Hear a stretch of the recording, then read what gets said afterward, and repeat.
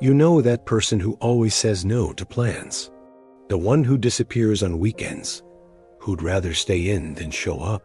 Most people assume they're flaky, or antisocial, or just plain boring. But that's not what's really happening. If the idea of a quiet night at home feels 1,000 times better than a crowded room full of noise, this video is probably about you. And by the end of it, you might see yourself very differently. Today, we're unpacking the psychology of people who genuinely enjoy staying home. The kind of people society makes jokes about, but psychology understands on a much deeper level. Here's the first thing most people get wrong. Not everyone recharges the same way.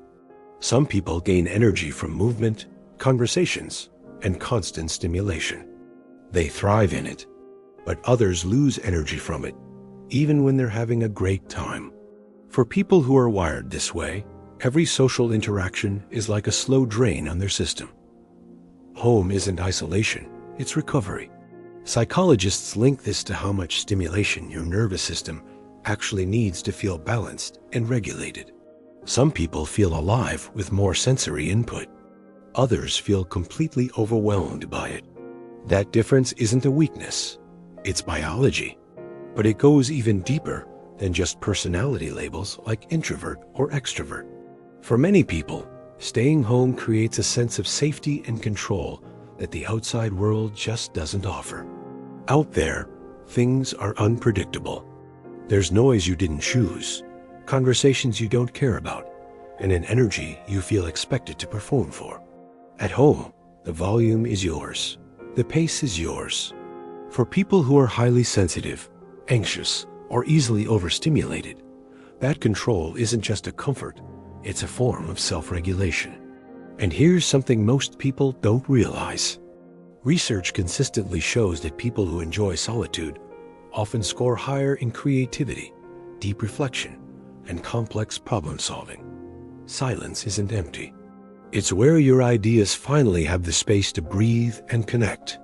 Some of the world's deepest thinking doesn't happen in loud brainstorming rooms.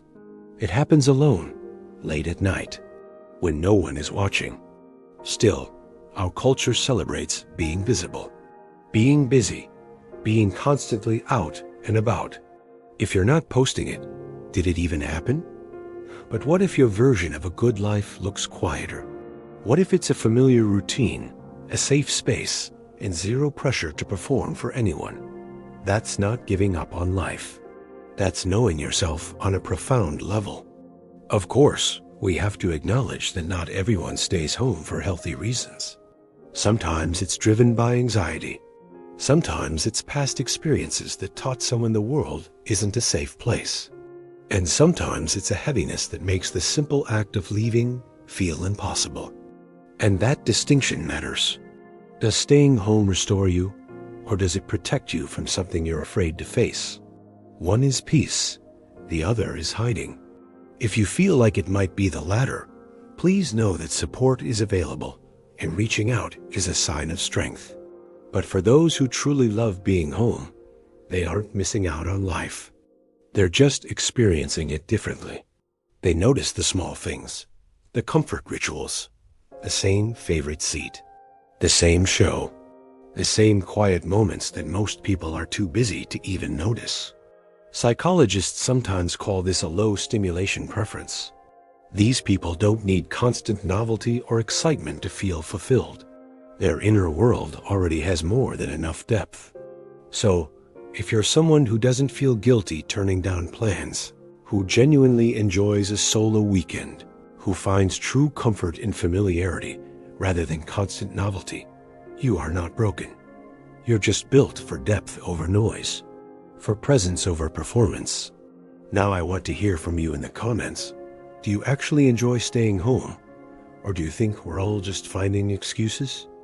And if this video felt uncomfortably accurate, make sure you subscribe, because the next one is going to hit even closer. Thanks for watching.